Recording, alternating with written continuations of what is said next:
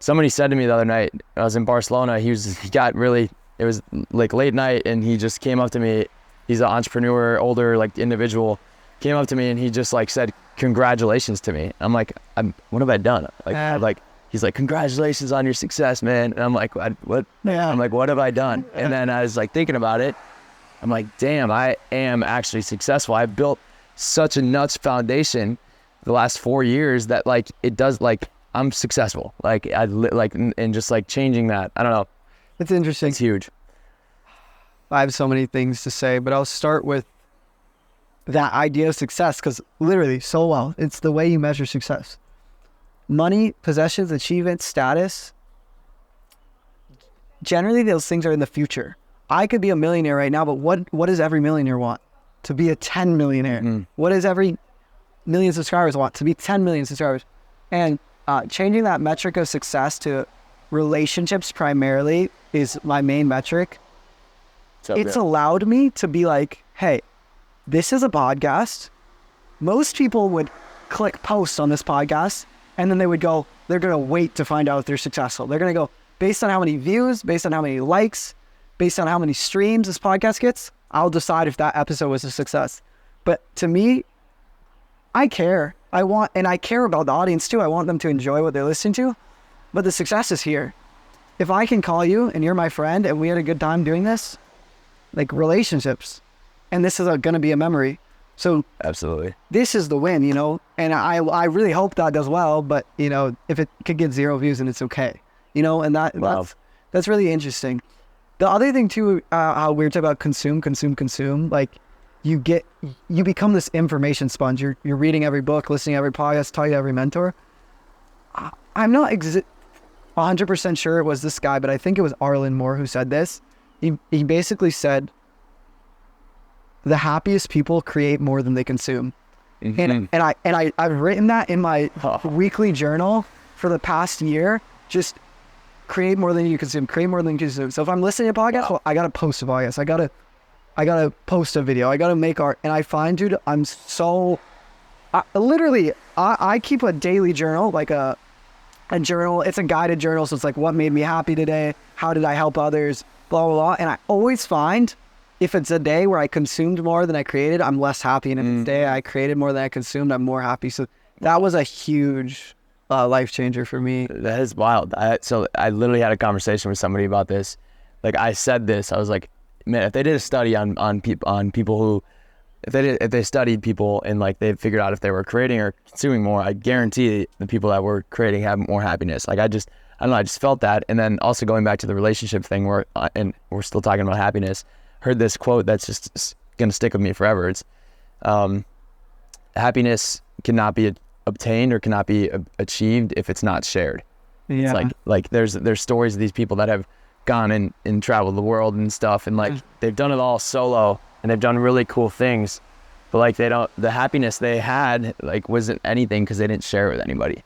Well, shout out to Elliot Bisno. There was a quote in a podcast that changed my whole perspective, my whole life, and it's another huge contributor to this podcast. There's a few really big things, the reason why I started this. But Elliot, our mentor, not going to go in depth and explain them, but he knows billionaires, he knows millionaires, he knows every company owner you can think of. He's traveled the world, he's had the craziest experiences.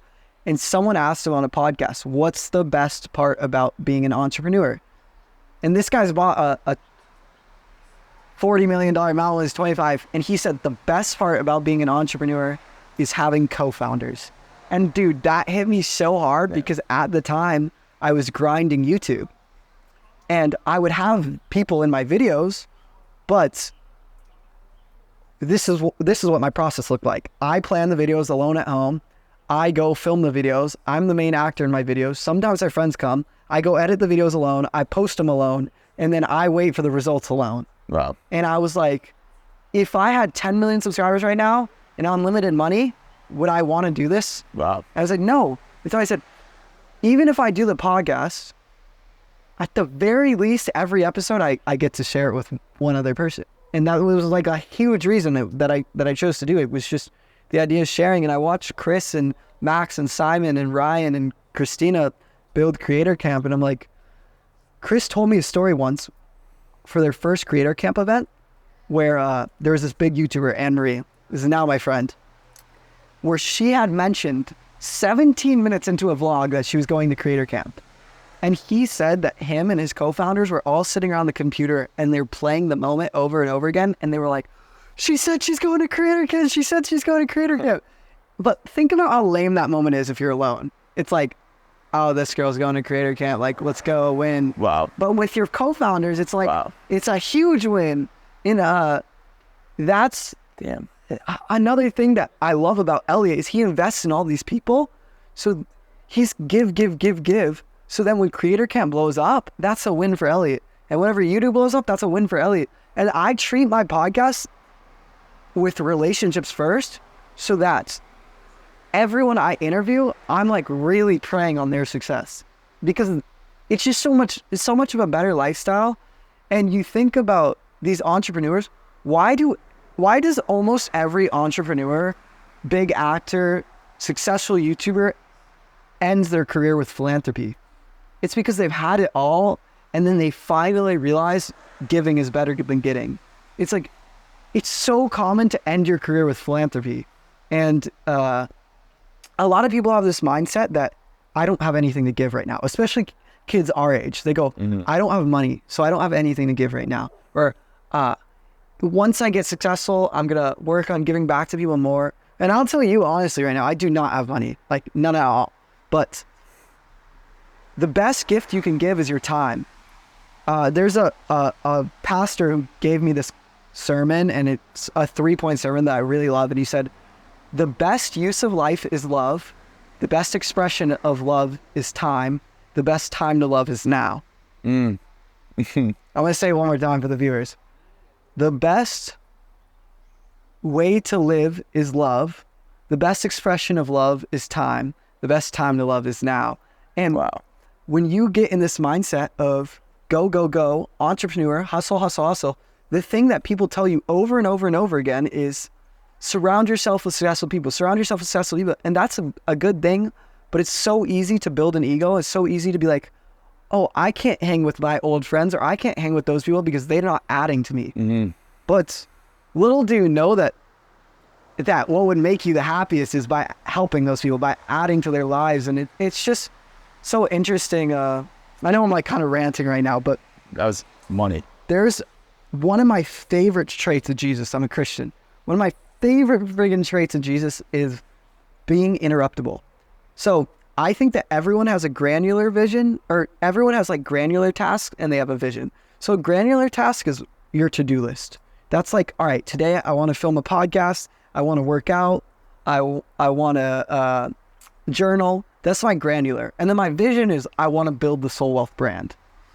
Now, Jesus had a more important granular vision than me. He was healing people on a daily basis, preaching to people, like casting out demons, like literally just affecting people's lives. His granular was more important than mine. And if you really believe the Jesus story, which I know some people in the audience don't, he had the most important vision was literally saving the world. Like, I'm going to go die for your sins. But in time and time again in the Bible, when Jesus is on his way to go heal, or when he's on his way to go preach, these poor people, these people who are prostitutes, these tax collectors would yell at him, like, Jesus.